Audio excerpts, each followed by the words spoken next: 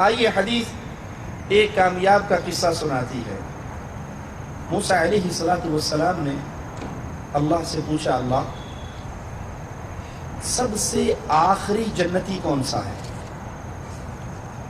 مالک نے فرمایا موسیٰ علیہ السلام سب سے آخری جنتی وہ ہے جو سب سے آخر میں پورے صلوات کلاس کرے گا، گرتا پڑتا آئے گا، اور جب مڑ کر جہنم کی دہتی ہوئی آگ کو دیکھے گا، کہے گا اللہ تیرا شکر ہے اس آگ سے تو نے مجھے بچا لیا۔ اللہ اس کے سامنے ایک درخت کو نمودار کرے گا، اس درخت کو دیکھے گا، اس کی خوبصورتی کو، اس کی ہواؤں کو، اس کی ٹھنڈک کو، اس کے پھل کو، کہے گا اللہ اس درخت کے نیچے مجھے بھی پہنچا دے۔ اللہ کہے گا بندے اگر تجھے میں نے یہ دے دیا تیری ڈیمانڈ اور بڑھ جائے گی، تو اور بھی کچھ مانگے گا۔ تو کہے گا اللہ بس نہیں، یہ دے دے اور کچھ نہیں مانگتا، صرف یہ دے دے اور کچھ نہیں مانگتا۔ اللہ اس بندے کو، آخری جنتی کو، اس درخت کے نیچے بٹھا دے گا۔ تھوڑی دیر کے بعد کچھ فاصلے پر ایک نیا درخت نمودار ہوگا۔ وہ صبر کرنے کی کوشش تو کرے گا کہ اللہ سے وعدہ کیا تھا کہ اور نہیں مانگوں گا، لیکن وہ چیز ایسی دیکھ رہا ہے کہ اس کے صبر کے بندھن ٹوٹ جائیں گے۔ وہ کہے گا اللہ وہ درخت جو ہے نا اب اس کے نیچے پہنچا دے۔ اللہ کہے گا بندے تو نے وعدہ نہیں کیا تھا؟ وہ کہے گا وعدہ تو کیا تھا، بس یہ آخری، اس کے بعد اور کچھ نہیں مانگتا۔ اللہ اس درخت کے نیچے پہنچائے گا، جنت کے دروازے کے قریب اللہ ایک اور درخت نمودار کرے گا۔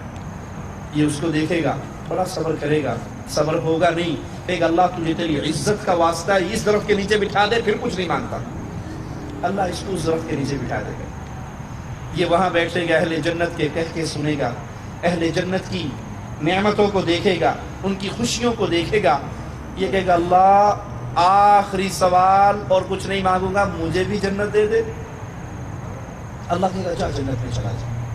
حدیث کے لفظ ہیں، یہ جنت کی طرف جا رہا ہوگا، خیل الیہ انہا ملآ، اس کے دل میں خیال پیدا ہوگا کہ جنت بھر گئی، سارے کیمپس بک ہو گئے، کوئی فلیٹ خالی نہیں، کوئی محل خالی نہیں، کوئی قصر خالی نہیں، حوریں شادیاں کر گئیں، کوئی حور باقی نہیں بچی، میرے لیے تو کچھ ہے ہی نہیں۔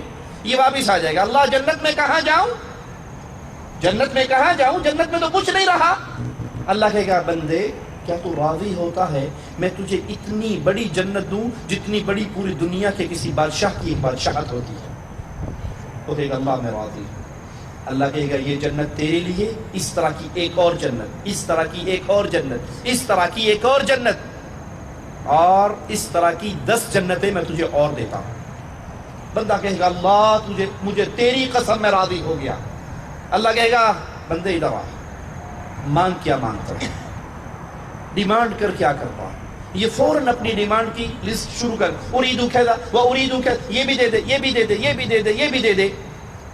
صحیح مسلم کے اندر یہ روایت ہے، حدیث کے لفظ ہیں، بندے کی تمنائیں ختم ہو جائیں گی، مانگنے کے لیے کچھ نہیں بچا اس کے سینے میں، جو مانگا اللہ نے سب دے دیا۔ اب اللہ اپنے بندے کو خود یاد کرائے گا، اولا تريد کذا، فلاں نعمت نہیں چاہیے؟ اللہ ہاں وہ بھی چاہیے، جا وہ بھی دی، جا وہ بھی دی، جا وہ بھی دی۔ اللہ اس سے یاد کروا کر کہے گا سل منی کذا، بندے یہ بھی مانگ لے، بندے یہ بھی مانگ لے۔ موسیٰ علیہ السلام کہنے لگے اللہ یہ سب سے آخری جنتی ہے، تو سب سے اعلیٰ جنتی کون ہوگا؟ یہ سب سے آخری جنتی ہے جس کی یہ شان ہے، سب سے اعلیٰ جنتی کون ہوگا؟